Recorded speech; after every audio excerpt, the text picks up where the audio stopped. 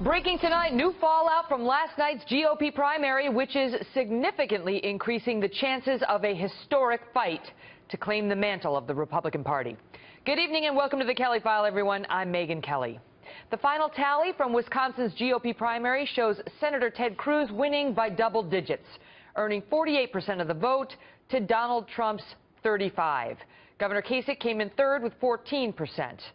Senator Cruz had been up in the last poll before Wisconsin by 10. He exceeded that margin last night with a 13-point victory over Donald Trump. The delegate count tonight now stands at 743 for Trump, 517 for Cruz, and 143 for Kasich. The magic number to clinch the nomination before the Republican National Convention in July is 1,237. Tonight, the political analysts say it is looking more and more likely that no candidate will reach that threshold, forcing the party to select a nominee at a contested convention. Just about 24 hours ago, Senator Ted Cruz predicted that his victory in Wisconsin would change this race. Tonight is a turning point. It is a rallying cry. It is a call from the hardworking men and women of Wisconsin to the people of America. And as a result of tonight, as a result of the people of Wisconsin defying the media, defying the pundits, I am more and more convinced that our campaign is going to earn the 1,237 delegates needed to win the Republican nomination. Joining us tonight on all of the fallout, Ed Goaz, who's a pollster for the Our Principles PAC, which spent over $2 million to defeat Donald Trump in Wisconsin. David Wohl is an attorney and Donald Trump supporter. But we begin tonight with Bill Hemmer, co-host of America's Newsroom, to take us through the remainder of this race to win the nomination. My friend Bill, good to see you. How are you, Cal? This is not science, okay? Good. This is just like a road map. I don't know if it's a paved road or a dirt road, but we're going to find out, okay?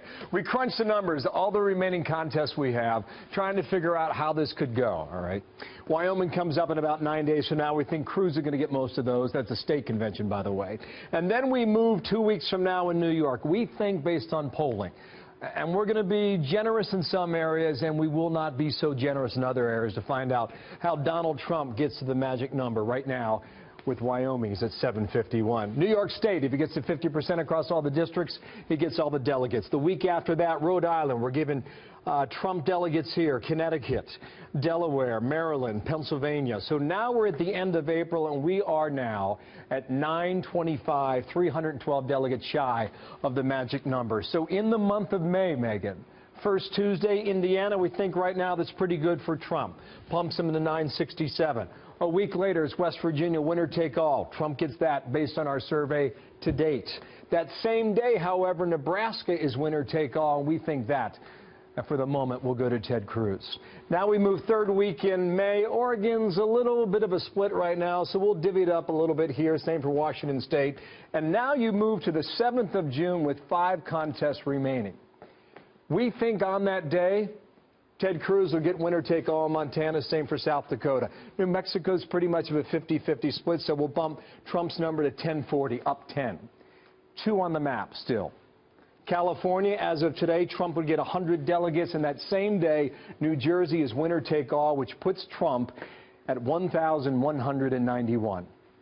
46 shy of the magic number of 1,237. So, Megyn, now you see the tight road that he must ride with about 150 unbound delegates that we'll get to on another night still in the offing. This will change. We just don't know how. Fascinating. Check back in a week. Bill, great to see you. You too, Meg.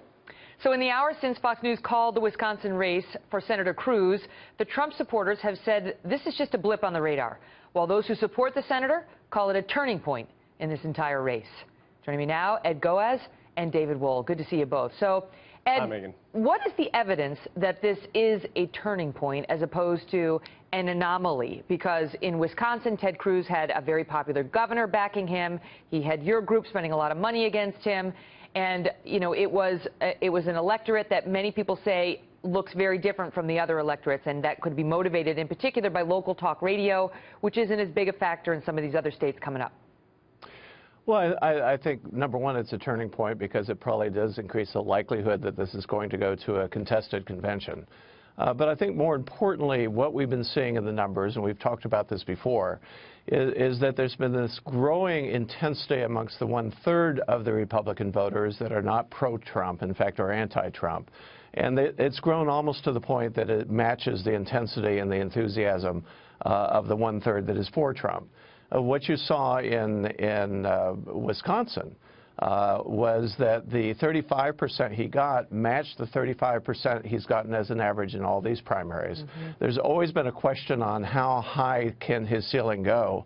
And whether you look at the popular vote, which has him at 38%, or the average of all the primaries, where he's at 35%, he definitely is below that 40% mark, which means that there's a very large component out there that is against him.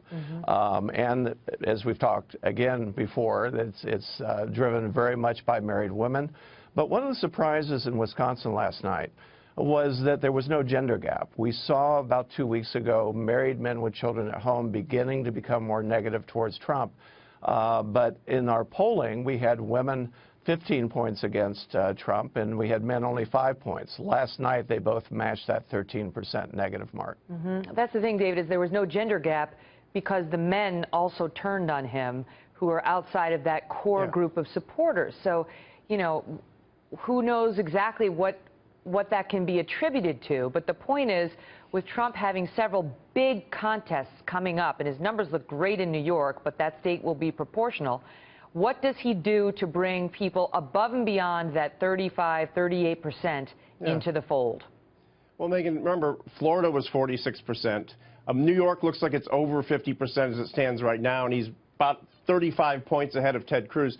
I mean, this is a red herring, this idea that there's some kind of a ceiling. Well, he's going to get 95 delegates in New York. Just to tell the audience, this is from the Fox News First Note this morning. He had a few grand slams in states where he cleared 40%, Massachusetts, Florida, and Nevada. Right. But taken together, Trump has won 37% of the vote in the primaries held so far. And, Megan, it is ultimately, as we know, all about the delegates. And I liked Bill's assessment at the Billboard. I would disagree with one thing. He said that California would give Trump 100 delegates. I think it's going to go much higher and much closer to the 172. And if you use that calculation based on what Bill assessed, that's going to get him over the 1237. Megan, I'm telling you right now that this establishment endorsement of Ted Cruz will end up creating a huge problem for him.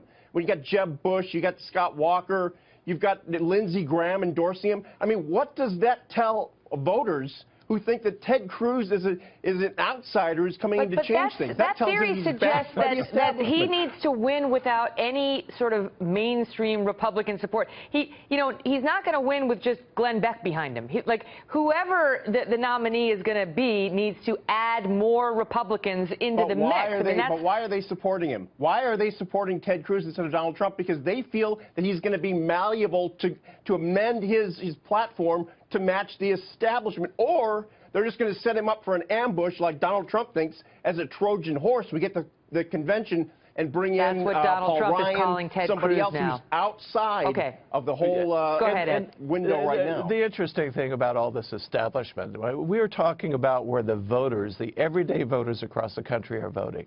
And the everyday voters across the country, 62% have not voted for Donald Trump. This is not an establishment conspiracy. This is he's not getting the support. At this point in President, George W. Bush's campaign, his first campaign, he was getting 65%. But what do you make of the numbers? A poll just came out today, Ed, that showed Trump at 52% in New York among the Republicans who are going to vote here. And those same polls, and look, you're getting into what I do every day. Polls change as the time gets closer and people focus. These same polls had Trump at 65% just a few weeks ago. Just like going into Wisconsin, they had him up by 10 points 4 weeks out. Yeah, but this is after all the controversy that was generated over the past few weeks in the Trump campaign. That's an April 3rd to 5th poll. You're not talking about 10 points here. Hold on, let him finish and I'll get you, David. One of the interesting things is all this talk about the last week is what cost Trump Wisconsin. He was 10 points down before the last week even happened. All it did was add brushstrokes to the negative feelings that many of the voters had out there. It didn't drive it. It didn't settle it. It moved or completed that picture perhaps a little bit more. But this is not something that happened, that he lost Wisconsin because of the establishment and his bad week that he had out there. It's the 2 months of campaigning out there that a lot of voters are turning off to. Wisconsin's a hyper-local problem for him. It happened because the people have a great passion for their governor, Scott Walker. They're big on the talk radio guys who absolutely hammered Donald Trump. And you know what? He conceded in the end. And he lost rather, by about what the polls were showing, 10 versus 13. He's going to move on. And Megan, as I said before, New York is the big deal. The Big Apple is the big deal. If he takes 95 delegates there, I mean, from that point forward, the task for Ted Cruz will be impossible. It's tough to get 95, though, given how New York is proportional. So we'll see how that shakes out. But he's over 50%. You'd certainly rather have Donald Trump's numbers at this point than anybody else's coming into this state. Great to see you both. Good seeing you, Megan.